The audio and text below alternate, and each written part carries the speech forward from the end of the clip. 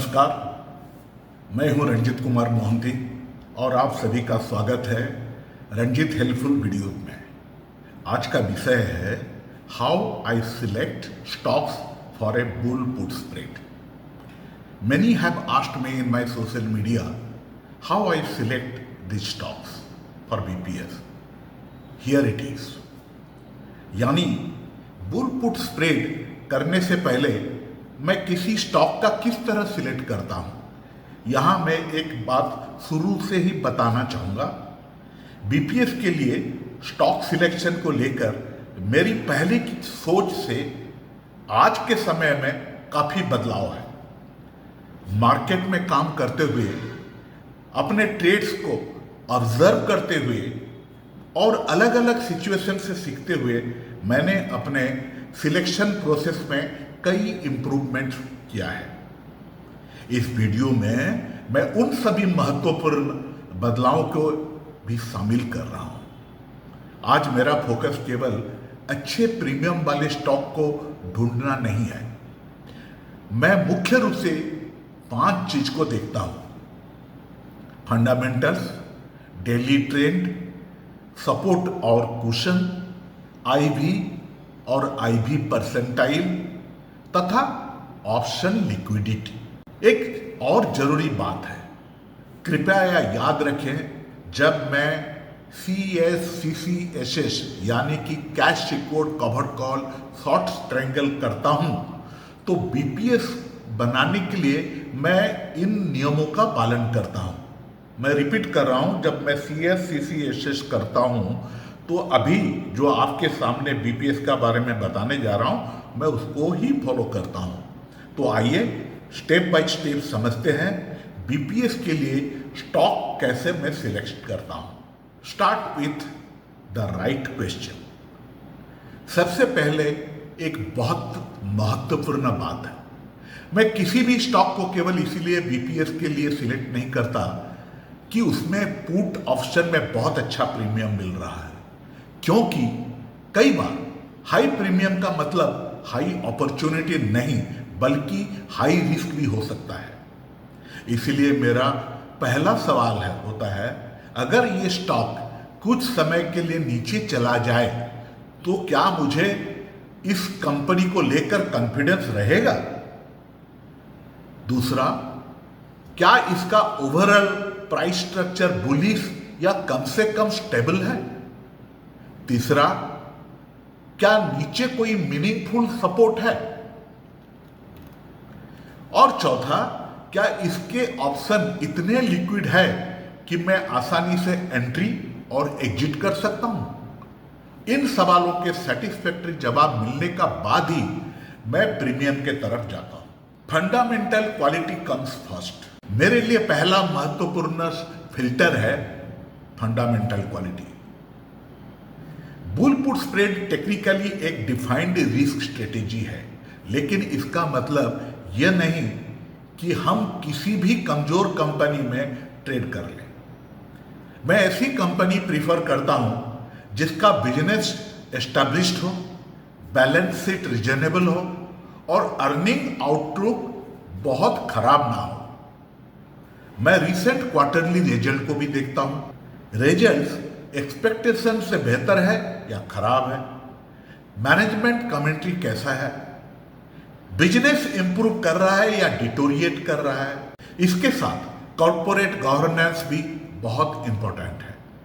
अगर promoter accounting या governance को लेकर सीरियस कंसर्न हो तो मैं जनरली ऐसे स्टॉक से दूर रहना पसंद करता हूं। और एक चीज है इवेंट रिस्क। अगर रिजल्ट बहुत पास है या कोई बड़ा रेगुलेटरी डिसीजन आने वाला है तो एक्स्ट्रा कॉशन जरूरी है। फंडामेंटल्स के बाद मैं आता हूं चार्ट पर, और स्टॉक सिलेक्शन के लिए मेरा प्रीफर्ड टाइम फ्रेम है daily time frame. Bull put spread bullish से मॉडरेटली बुलिश स्ट्रेटेजी है, इसीलिए मैं जनरली ऐसा स्टॉक चाहता हूं जिसमें प्राइस स्ट्रक्चर सपोर्टिव हो। उदाहरण के लिए हायर हाई और हायर लो का स्ट्रक्चर हो सकता है। प्राइस इंपॉर्टेंट मूविंग एवरेज से ऊपर हो सकता है, या कम से कम स्टॉक किसी फ्रेश ब्रेकडाउन में नीचे नहीं होना चाहिए। लेकिन यहां एक और सावधानी बरतनी है। बहुत तेजी से ऊपर भाग चुके स्टॉक को केवल बुलिश देखकर चेज करना सही नहीं है, क्योंकि शार्प रैली के बाद नॉर्मल करेक्शन भी हमारे शॉर्ट पुट को अनकंफर्टेबल बना सकता है। इसलिए मुझे स्ट्रेंथ चाहिए, लेकिन ओवर एक्सटेंशन नहीं। अब आते हैं मेरे बीपीएस सिलेक्शन का एक बहुत महत्वपूर्ण हिस्से पर, सपोर्ट और डाउन साइड कुशन। मान लीजिए स्टॉक का करेंट प्राइस यहां है। मैं ये देखना चाहता हूं कि नीचे का जो मीनिंगफुल टेक्निकल सपोर्ट कहां है। इसके बाद मेरा प्रयास रहता है कि शॉर्ट पुट स्ट्राइक उस सपोर्ट प्राइस का नीचे रहने से ही रीजनेबल पॉसिबिलिटी है। तो सपोर्ट अगर यहां है तो मैं अपना प्राइस उससे नीचे रखना चाहता हूं। इसी डिस्टेंस को हम ब्रॉडली डाउन साइड कुशन की तरफ देख सकते हैं। लेकिन मैं किसी फिक्स्ड परसेंटेज को ब्लाइंडली फॉलो नहीं करता हूं। हर स्टॉक का वोलेटिलिटी अलग है। किसी स्टॉक में 5% कुशन पर्याप्त होता है, लेकिन किसी दूसरे में वोलेटाइल स्टॉक है तो वहां 5% भी बहुत कम हो सकता है। इसीलिए परसेंटेज के साथ चार्ट स्ट्रक्चर और सपोर्ट की भी देखना जरूरी हो जाता है। अब आते हैं आईवी और आईवी परसेंटाइल यानी आईवीपी पर। ऑप्शन सेलर के लिए वोलेटिलिटी बहुत महत्वपूर्ण है, क्योंकि वोलेटिलिटी प्रीमियम को प्रभावित करते हैं। जनरली हायर आईवी में हमें बेहतर प्रीमियम मिल सकता है, लेकिन यहां भी सावधानी जरूरी है। बहुत ज्यादा आईवी कभी कभी यह संकेत भी हो सकता है कि मार्केट में किसी बड़े मूवमेंट की एक्सपेक्टेशन कर रहा है। इसीलिए केवल आईवी देखकर ट्रेड नहीं करता। आईवी परसेंटाइल मुझे यह समझने में मदद करता है कि करेंट आईवी उस स्टॉक की अपनी हिस्टोरिकल मूवमेंट के मुकाबले कहां खड़ा है। मेरे सिलेक्शन प्रोसेस में आईवी और आईवीपी कंफर्मेटरी फिल्टर्स है।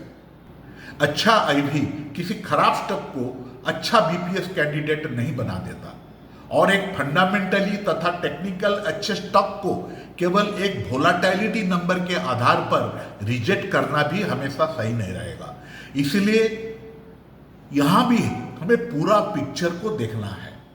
Option liquidity is non negotiable. अब एक ऐसा फिल्टर जिसमें मैं कॉम्प्रोमाइज नहीं कर सकता, ऑप्शन लिक्विडिटी। कई बार स्टॉक का चार्ट बहुत अच्छा होता है, फंडामेंटल्स बहुत अच्छे होते हैं और स्क्रीन पर भी प्रीमियम अट्रैक्टिव दिखाई देता है, लेकिन जब हम स्टॉक चेन देखते हैं तो बीड और आस्क में बहुत बड़ा डिफरेंस होता है। ऐसे में स्क्रीन पर दिखाई जाने वाला प्रीमियम जरूरी नहीं कि हमें वास्तव में मिले। मैं दोनों लेग्स की लिक्विडिटी देखता हूं।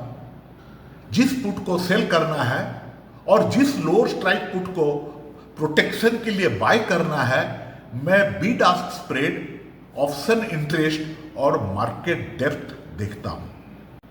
अगर अपनी रिक्वायर्ड क्वांटिटी में कंफर्टेबल एंट्री और एग्जिट संभव नहीं लगती तो मैं उस ट्रेड को छोड़ देना पसंद करता हूं। Avoid the wrong kind of higher premium. अब सवाल है, अच्छा प्रीमियम कब डेंजरस हो सकता है?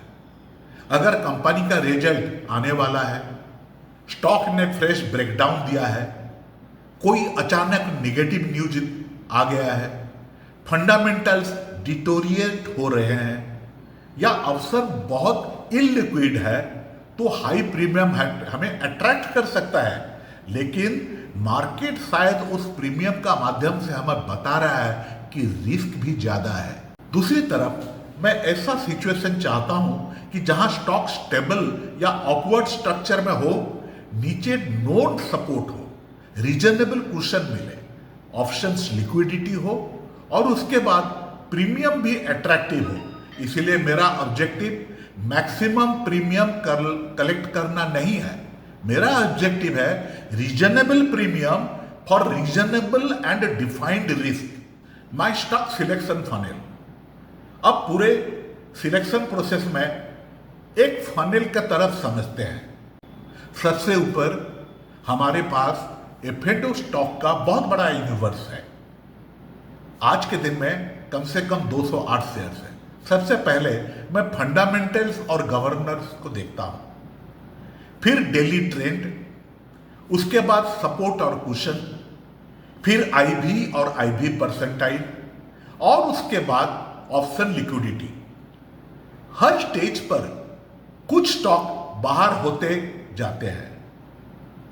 अगर आखिर में हमारे पास कम स्टॉक बचते हैं तो उसकी हम डिटेल बीपीएस इन्वेस्टिगेशन करते हैं, जहां एक डिस्टिंक्शन बहुत इंपॉर्टेंट है।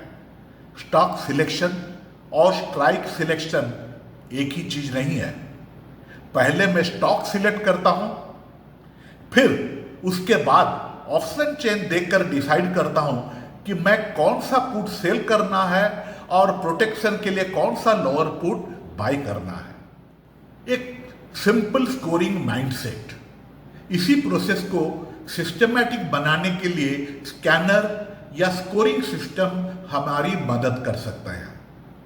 ट्रेंड को स्कोर दिया जा सकता है, सपोर्ट और कुशन को स्कोर दिया जा सकता है, फंडामेंटल्स, आईवी, लिक्विडिटी और इवेंट रिस्क को भी वेट दिया जा सकता है।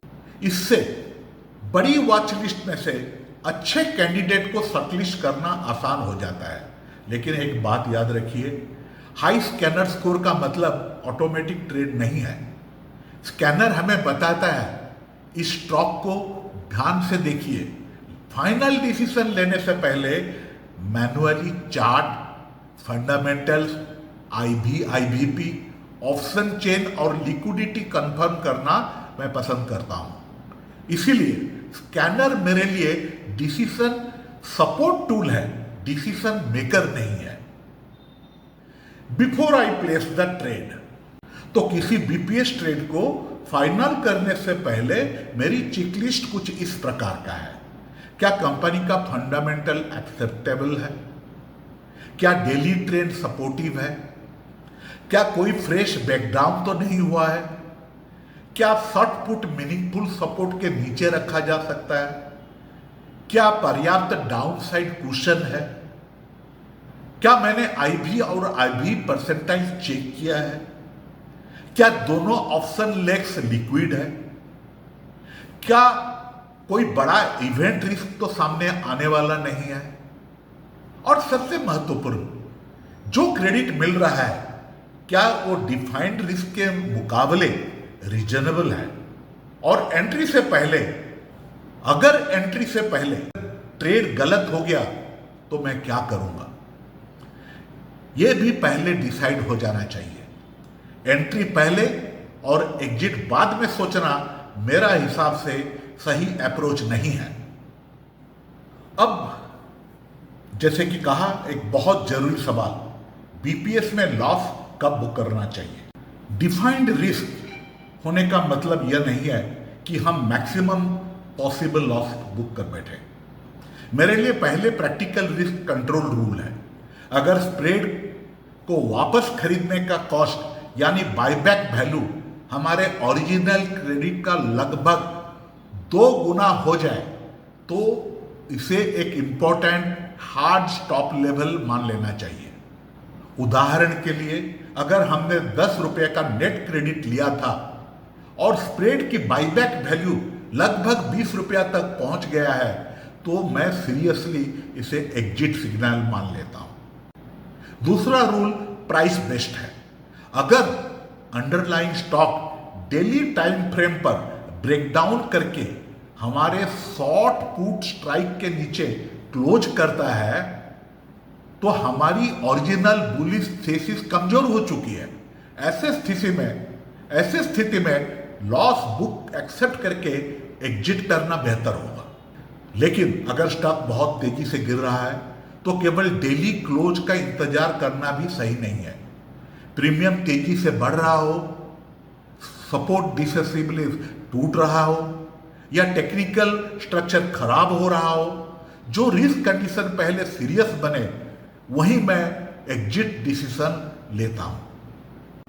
और एक्सपायरी के आखिरी कुछ दिनों में अननेसेसरी रिस्क लेने से बचना चाहिए। गामा रिस्क तेजी से बढ़ सकता है और एक sudden move accumulative theta profit को मिटा सकता है। इसीलिए याद रखिए, डिफाइंड रिस्क का मतलब मैक्सिमम लॉस स्वीकार करना नहीं है। Risk management always comes fast. तो आखिर में the objective is not to trade more. मेरा पूरे वीडियो का सबसे महत्वपूर्ण मैसेज यह है कि हमारे ऑब्जेक्टिव ज्यादा ट्रेड करना नहीं है। हमारा ऑब्जेक्टिव है बेहतर सिचुएशन को सिलेक्ट करना है और एंट्री लेने से पहले रिस्क को डिफाइन करना है। पहले स्टॉक सिलेक्ट कीजिए, उसके बाद स्ट्राइक सिलेक्ट कीजिए, फिर देखिए कि रिस्क और रिवार्ड रीजनेबल है या नहीं। अगर सारी कंडीशन सेटिस्फाइड नहीं होते तो सबसे अच्छा डिसीजन कई बार यह होता है नो ट्रेड। मार्केट कल भी खुलेगा, अपॉर्चुनिटी फिर भी आएंगे, लेकिन कैपिटल और डिसिप्लिन को प्रोटेक्ट करना हमारी पहले रेस्पॉन्सिबिलिटी है। इसी के साथ लर्न, प्लान, ट्रेड, ग्रो और हैप्पी इन्वेस्टिंग।